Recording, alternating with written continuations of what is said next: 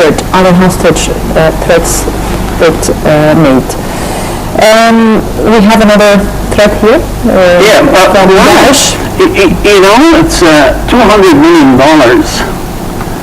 Do they really need money? They are already covered with money.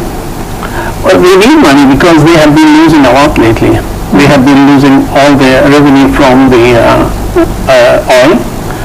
Daesh is not in a good shape now, not as, let's say, last month. But this is extortion at its best. $200 million for two people.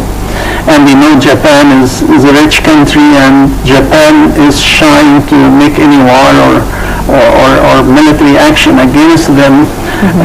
Most likely Japan will say no, and most likely these people either negotiate for a lesser amount, or the people unfortunately will be slaughtered.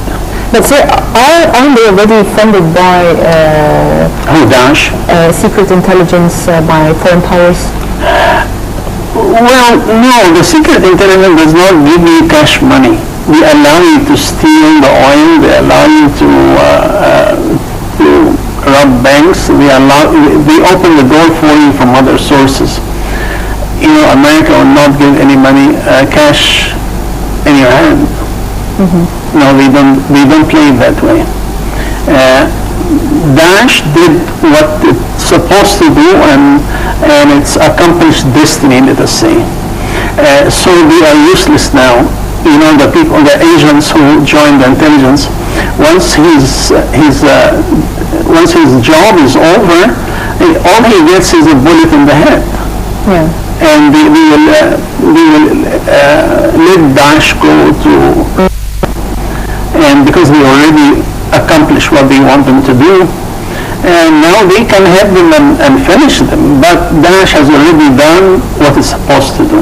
So Daesh is close to being useless now. Okay, we have the Gulf today, where Yemen Shias say ready to face any measures by Security Council. Chief Abdul Malik al-Houthi of Yemeni Shia militiamen who seized control of Yemen's presidential palace said that they were ready to face any measures by the UN Security Council. The Security Council in November slapped sanctions against two of the Shia militia's military commanders, but not on Houthi himself. Today, Yemen was on fire. Many incidents happened. Kidnapped the son of the president. Also. Well, you feel bewildered about the situation because America seemed at the time that had control. They had that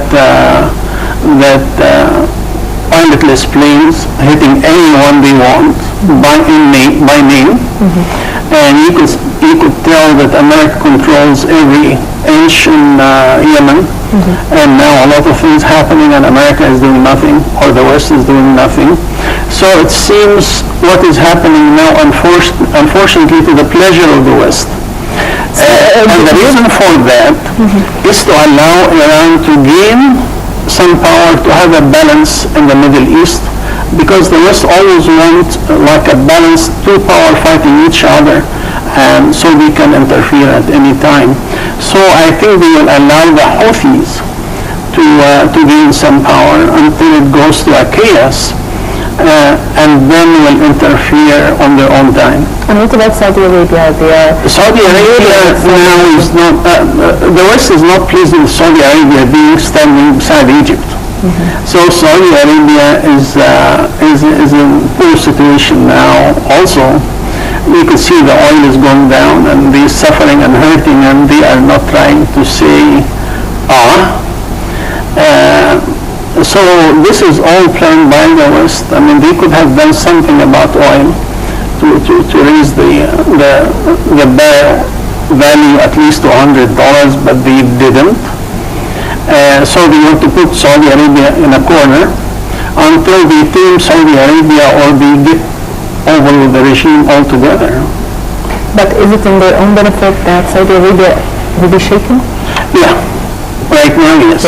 Right now yes, because they have some hopes to divide Saudi Arabia into three parts. And they think this is about them. And the king is about to go, to die. He's old and sick. and they are getting ready for that moment. Okay, we have the Washington Times. The Russian forces attack Ukraine troops in separatist East Kyiv. Ukraine accused Russian forces of attacking its soldiers fighting pro-Kremlin insurgents in the ex-Soviet Republic's separatist East. Ukrainian military spokesman said in an urgently convened press conference in Kyiv that the violation of all prior agreements, Ukrainian military units were attacked in the north by regular units of the Russian armed forces. Russia's defense ministry called the charges absolute nonsense and once again denied supporting the rebel cause. How do you read this? Well, I think the Ukrainian problem has passed being a hot point. And I think America and the Russians are on turn now to take care of Syria and the Middle East. I don't think the Ukrainian problem is as effective as it used to be a month ago. So I think at the end, America will allow Russia to have its footsteps in that part of the current. And is it already Russia is affected by what's happening? Its economy, of course, is affected by what's happening to the oil, the decline of oil prices worldwide. Right, but Russia has a lot of resources and they control the gas to Europe, and that played a good role also. I don't think Russia is going to suffer more than what it suffered in the last 2-3 months. Like I said, I think Russia will bypass that problem and get it over with it. So what's happening to the oil worldwide is not really affecting its economy? The oil of... the decline in oil prices. Internationally. Yeah. Well, like I said, we are going to tame the Middle East with that oil problem because you see, a few months ago, 3-4 months ago, Daesh was selling the oil almost 1/3 of price to other countries, especially Turkey. And now they don't have that much control in the oil. I think the oil will continue to go lower, maybe below $40 until like I said, they tame the Middle Eastern country, namely Emirates and Saudi Arabia. And they get to a point where they can do something that they couldn't do otherwise. So there is a game there being played by the prices of oil. They want to get Saudi Arabia and the Emirates to its knees. I don't think they will succeed, but this is the West playing, and you expect something to happen in Syria very soon. Well, so thank you very much, Rivana, for joining us, and welcome once again to World Today. Well, this brings us to the end of our show today. I'm Dina Mamdouh. Please stay tuned.